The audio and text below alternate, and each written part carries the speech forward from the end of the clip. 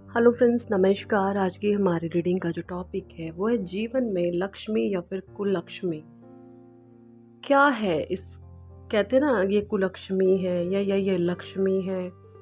तो क्या ये हमारे जो 9th प्लैनेट्स होते हैं, 9 ग्रह होते हैं ना, क्या ये बर्थ चार्ट में कैसे बैठते हैं? क्या कुछ ये बैठ करके आपको अपनी दशा या अंतरदशा या महादशा में क्या रिजल्ट दिखाते हैं? क्या कुछ हाव भाव स्वभाव, क्या चीज़ें आपको अपने आसपास के लोगों में, समाज में आप ये चीज़ें एनालाइज कर सकते हैं। देखिए, ये चीज़ें एनालाइज करने के लिए ना सबसे पहले तो खुद का माइंड जो है आपका थॉटलेस होना चाहिए।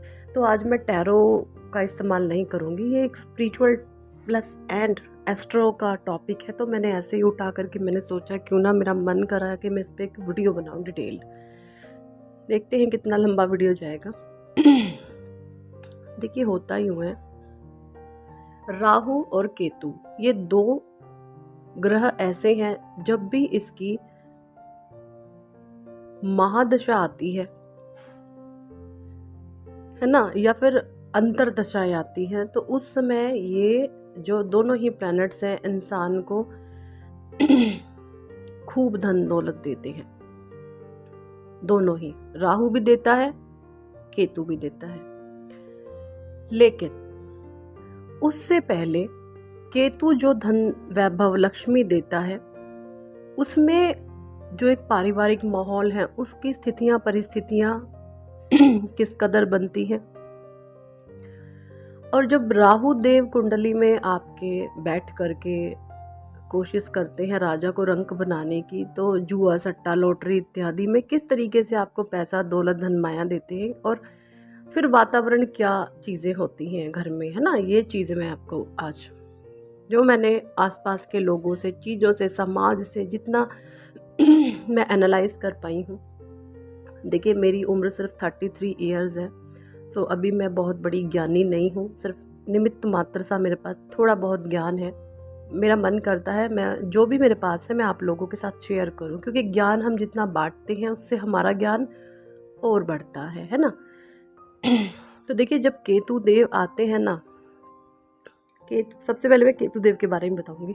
जब केतु देव आपके बर्थ चार्ट में जिस इसकी महादशा आएगी, तो ये पता क्या करेगा, ये आपके ना विरोध में बहुत सारे लोगों को लेकर के आ जाता है। अब विरोध क्या होता है? वैचारिक मतभेद। अब जिन लोगों के बीच में आप फंसे हैं, जिन लोगों के बीच में आप रह रहे हैं, उनसे आपके वैचारिक मतभेद रहेंगे। आप पूरब होंगे, वो पश्चिम होंगे। आप सूरज होंगे, वो चंदा होंगे। आप आकाश होंगे, वो जमीन होंगे। तो इस कदर फैसले हो जाते हैं, वैचारिक मतभेद होते हैं, जब केतु आपके सामने एक विरोधाभास उत्पन्न करते हैं, है ना। तो जो वो विक्टिम होता है, अब जिसकी बर्थ चार्ट में महादशा चली हुई है केतु की, जो विक्टिम होता है वो विक्टिम क्या करेगा, उसको जब हर तरीके से विरोध मिलेगा, डिसरिस्पेक्ट मिलेगी, तो वो पर्सन क्या करेगा, अपने आप को आइसोलेट करना शुरू कर देगा। अपने आप को आइसोलेट कर लेगा। आइसोलेट का मतलब बिल्कुल अपने आप को अकेला कर लेगा, या मैं बोलूँ उस समय वो केतु के प्रभाव में होता है, तो वो खुद नहीं कर रहा होता, उस पर केतु का प्रभाव हो रहा है। तो केतु देव उससे, उस इंसान से वो चीज़ें करवा रहे होते हैं, ठीक है। तो जब वो चीज़ें करवा रहे होते हैं, तो केतु की महादशा में इंसान बिल्कुल आइसोलेट हो जाता है। जब लोगों को उसको लगता है कि भाई सभी लोग मेरा विरोध कर रहे हैं, आखिर मुझे इन लोगों के पास बैठ करके मिलेगा ही क्या? डिसरिस्पेक्ट, इंसल्ट, इग्नोरेंस, है ना। और ये सब चीज़ें कोई भी एक ह्यूमन बीइंग है वो बेयर नहीं कर सकता, बेयरेबल होती भी नहीं है ये चीज़ें। तो वो जो पर्सन है आइसोलेट करता है, और आइसोलेट वो खुद नहीं होता, केतु देव द्वारा करवा दिया जाता है। अब जब आइसोलेट कर दिया, तो ये थोड़ी ना वो अकेला घुट के मरेगा, नहीं। केतु देव उसको आइसोलेशन में इसलिए लेके जाते हैं, वैराग्य की तरफ इसलिए लेके जाते हैं, क्योंकि वो उसको एक अंतर्मुखी बनाना चाहते हैं। अंतर्मुखी इन द सेंस उसको स्पिरिचुअल ज्ञान देना चाहते हैं, उसको ऑकल्ट साइंस का ज्ञान देना चाहते हैं, उसको जो ब्रह्मांड के गूढ़ रहस्य हैं, जो ब्रह्मांड की दिव्य शक्तियाँ हैं, परमात्मा का ज्ञान है, ईश्वरीय ज्ञान है, आत्मा से परमात्मा का ज्ञान है, वो जो अनंत दिव्य कोटि का जो ज्ञान है ना, वो केतु देव की महादशा में देते हैं केतु देव। तो जब ये विरोधाभास उत्पन्न होता है, जब अगेंस्टर्स आपके विरुद्ध खड़े होते हैं, तब आप केतु देव के द्वारा आइसोलेट कर दिए जाते हैं और फिर आपकी लाइफ में जो है आप स्पिरिचुअलिटी की ओर केतु देव के द्वारा धकेल दिए जाते हैं। केतु देव आपको आइसोलेशन में लेकर जाते हैं और उस आइसोलेशन का जो टाइम पीरियड हो सकता है 4 साल, 5 साल, 6 साल, क्योंकि 7 साल की केतु देव की महादशा होती है। और उस कभी कभी टाइम ऐसा भी होता है कि आपको उस केतु देव की महादशा में अकेले रहना ही बहुत पसंद होता है ना, ये चीज़ें भी होती हैं। बट ये जो स्पिरिचुअलिटी में जब कोई पर्सन एंटर करता है ना, तो केतु देव उसको इतना सक्षम बना देते हैं, इतना ज्ञानवान, बुद्धिवान, विवेकवान, विद्वान बना देते हैं कि वो इंसान एक आध्यात्मिक इंसान बन जाता है। वो अपने आप से जुड़ जाता है, वो परमात्मा से, अपने हायर सेल्फ से कनेक्ट हो जाता है।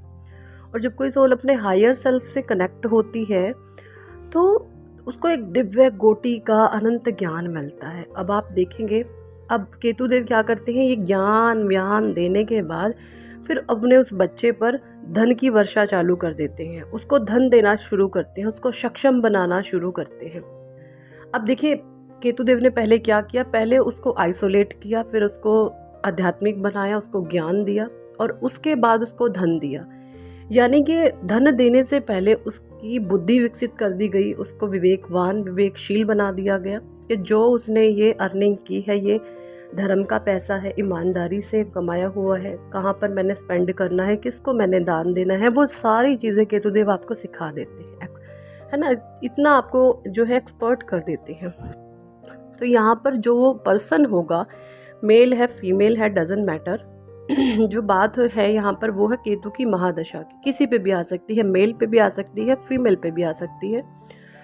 तो उस पर्सन को एक कूटनीतिज्ञ बना दिया जाता है केतु देव के द्वारा, बहुत ज़्यादा नॉलेजेबल बना दिया जाता है, बहुत ज़्यादा विजडमी बना दिया जाता है। तो जो उसको वो धन देते हैं ना, तो वो धन जब आता है, वो इंसान उसको भोग विलास में, ऐश्वर्य में बर्बाद नहीं करेगा, काम वासनाओं की पूर्तियों में नहीं लगाएगा, ठीक है। वो एक लक्ष्मी का प्रतीक होती हैं वो चीज़ें, वो कहती है एक स्वच्छ लक्ष्मी घर में आई। क्लियर? आई होप मैं आप सभी को अच्छे से समझा पा रही हूँ। मुझे नहीं पता मैं समझा पाती हूँ कि नहीं, कमेंट सेक्शन में ज़रूर बताइएगा जो जो मेरी वीडियोस को देखते हैं। एंड उसके बाद अब बात कर लेते हैं, ये जो धन आपने कमाया केतु देव के द्वारा, इसको बोलते हैं हम लक्ष्मी धन। एक ऐसा लक्ष्मी धन, इससे भोजन पकेगा, अमृत हो जाएगा, दान दोगे फल जाएगा, किसी संतों को दोगे वो भी तर जाएंगे, परमात्मा के नाम में लगाओगे वो भी तर जाएंगे, क्योंकि एक धार्मिक धन है, एक धर्म से कमाया हुआ ये पैसा है। ठीक है जी, ये तो हुई एक बात। अब बात करते हैं राहु देव जी की। अब भाई जब राहु आते हैं ना, छप्पर फाड़ के एकदम से भिखारी को राजा बनाते हैं, कहते हैं ना रंक से राजा। अब ये राहु कैसे पैसा देता है, जुआ, सट्टा, लॉटरी, 2 नंबर का पैसा, या फिर एकदम से आपने किसी फाइनेंस में लगाया हुआ, एकदम से उछाल मारेगी चीज़ें, है ना। ये तो एकदम से मतलब बुम शुम करके मनी आ जाती है बहुत सारी, इतनी कि बंदा पागल हो जाता है, आखिर मैं इतना पैसा संभालूं भी तो कैसे संभालूं। इस तरीके से इस कदर पैसा आता है राहु देव जब छप्पर फाड़ के पैसा देते हैं। तो अब राहु देव क्या है, पैसा तो पहले देते हैं, और ज्ञान बुद्धि तो राहुल देता नहीं, क्योंकि राहु बहुत शातिर ग्रह है, ये ज्ञान नहीं देता, ये इंसान को माइंड से चलना सिखाता है। तो अब जब बिना ज्ञान के इंसान के पास पैसा आ जाता है ना, तो वो क्या करेगा, भोग विलास में पैसा उड़ाना शुरू करेगा, एक से एक फुकरापंती करेगा, बहुत सारी चीज़ें उड़ाएगा, ऐशो आराम में पैसे लगाएगा।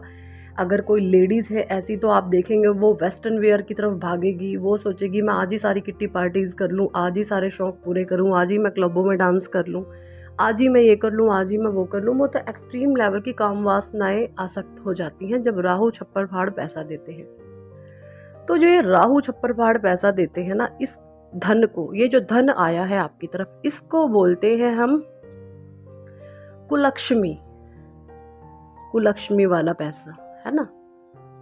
इसको बोलते हैं कुलक्ष्मी। अब ज्ञान नहीं था, बुद्धि नहीं थी, विवेक नहीं था, धैर्य नहीं था, तो पता नहीं चला कहाँ पैसा लगाना है, कहाँ नहीं लगाना है, किसको देना है, किसको नहीं देना है, क्या करना है, क्या नहीं करना है। अब जब ऐसा पैसा कुलक्ष्मी घर में जब आती है ना, इसको बोलते हैं कुलक्ष्मी धन।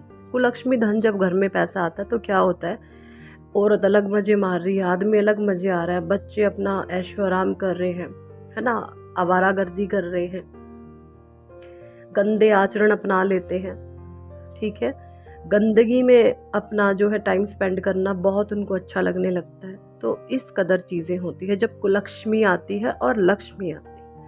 लक्ष्मी घर में आएगी, आप देखेंगे संस्कार उत्पन्न होंगे, पूजा पाठ लगेगा, एक चीज़ों में जो होते ना संस्कार डेवलप होंगे, परिवार में एक सांसारिक माहौल क्रिएट होना शुरू होगा। कुलक्ष्मी ये काम करती है और कुलक्षणी जो मैंने अभी बताया आपको उस तरीके से काम करती है। तो ये जो विरोधी है ना, ये आपको केतु देव देते हैं आपको अवेकन करने के लिए, आपको स्ट्रेंथन बनाने के लिए, है ना। तो मेरा मन था मैं इस टॉपिक पर आपको एक जानकारी दूं। तो कैसी लगी आपको ये वीडियो, कमेंट सेक्शन में ज़रूर बताएं। पर्सनल रीडिंग लेना चाहते हैं अगर आप, तो व्हाट्सएप पर आप हमें ज्वाइन कर सकते हैं एंड पर्सनल रीडिंग के लिए कह सकते हैं, ठीक है जी। पर्सनल रीडिंग पेड होती है एंड कमेंट सेक्शन में ज़रूर बताइएगा आपको ये वीडियोस कैसी लगी और मैं क्या अच्छे से समझा पाई हूँ। मुझे लगता नहीं, खैर अभी मैं इतनी हूँ नहीं विद्वान, छोटी मोटी सी हूँ, बताइएगा मुझे, ठीक है जी। Thank for watching and listening my videos, love you all, bye.